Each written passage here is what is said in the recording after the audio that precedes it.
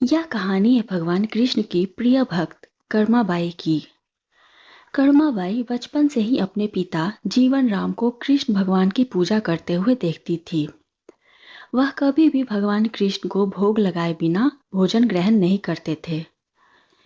जब कर्माबाई 13 साल की थी, तब एक दिन जीवन राम को तीर्थ पुष्कर स्नान के लिए जाने की इच्छा हुई। साथ में उनकी पत्नी ने भी पुष्कर स्नान की इच्छा प्रकट की।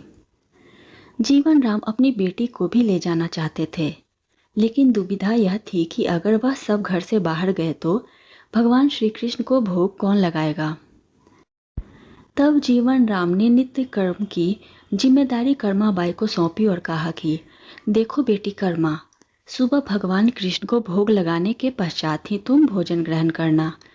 कर्मा ने भी अपने पिता की हाँ में हामी भर दी। अगले दिन सुबह कर्माबाई ने उठकर सबसे पहले गुड़ और घी डाल के बाजरे की खिचड़ी बनाई और भगवान कृष्ण की मूर्ति के सामने रख दिया और बोली, भगवान, मैंने आपका भोग रख दिया है, आपको जब भूख लगे तब खा लेना, तब तक मैं घर के काम पूरे कर लेती हूँ। इतना कहकर कर्मा अपने घर के कामों में जुट गई। काम करते करते बीच बीच में आकर देखती, पर जब कर्मा को ज्ञात हुआ कि भगवान ने अभी तक खिचड़ी नहीं खाई है, तब उसे संदेह हुआ कि शायद खिचड़ी में घी और गुड़ कम है, इसलिए भगवान कृष्ण भोजन करने नहीं आ रहे हैं।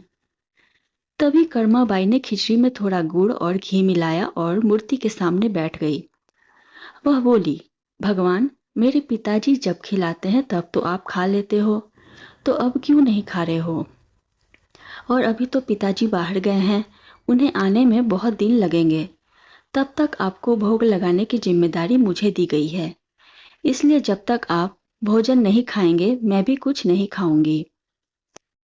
इस तरह जीत पर अड़ी नन्ही कर्मा की प्यारी बातों से कृष्ण भगवान का दिल पिघल गया और फिर मूर्ति में से आवाज आई, बेटी कर्मा, तुमने पर्दा तो किया ही नहीं, तो मैं भोजन कैसे ग्रहण करूं? तब कर्माबाई ने मूर्ति के आगे अपनी चुनरी का पर्दा किया और कुछ ही समय में कृष्ण मूर्ति के सामने रखी खिचड़ी की थाली खाली हो गई। अब कर्मा रोज सुबह सबसे पहले श्री कृष्ण को बाजरे की खिचड़ी खिलाती और बाद में खुद ग्रहण करती। कुछ दिनों बाद घर लौटने पर कर्मा के माँ बाप भी कृष्ण की लीला देखकर दंग रह गए। इस तरह कर्माबाई ईश्वर कृष्ण की निस्सीम भक्त बन गई। अपने जीवन के अंतिम दिनों में कर्माबाई भगवान जगन्नाथ की नगरी जगन्नाथपुरी में एक कुटिया में बस गई थी। वहां पर एक दिन कर्माबाई की कुटिया के सामने एक तेजस्वी कांति वाला बालक आया और उसने कर्माबाई से कहा, मुझे भूख लगी है माँ, खाना दो। उस वक्त भी कर्मा अपने भगवान कान्हा को खिचड़ी का भोग लगा रही थी। कर्मा ने उस बालक को भी खिचड़ी खिलाई। उसके बाद से वही बालक हर रोज कर्मा के हाथ की खिचड़ी खाने आता था। यह सिलसिला कई वर्षों तक चलता रहा। वह बालक कोई और नहीं, स्वयं जगन्नाथ भगवान थे, क्योंकि जिस दिन कर्माबाई का देहांत हुआ, उस दिन जगन्नाथ भगवान की मूर्ति की आंखों से आंसू बह रहे थे और उसी रात मंदिर के पुजारी के स्वप्न में जगन्नाथ भगवान आए थे और अपने दुखी होने का कारण बताया कि उनकी परम प्रिय भक्त कर्माबाई गोलोक सिधार गई। मैं रोज सुबह उसके हाथ की खिचड़ी खाता था, अब मुझे खिचड़ी कौन खिलाएगा?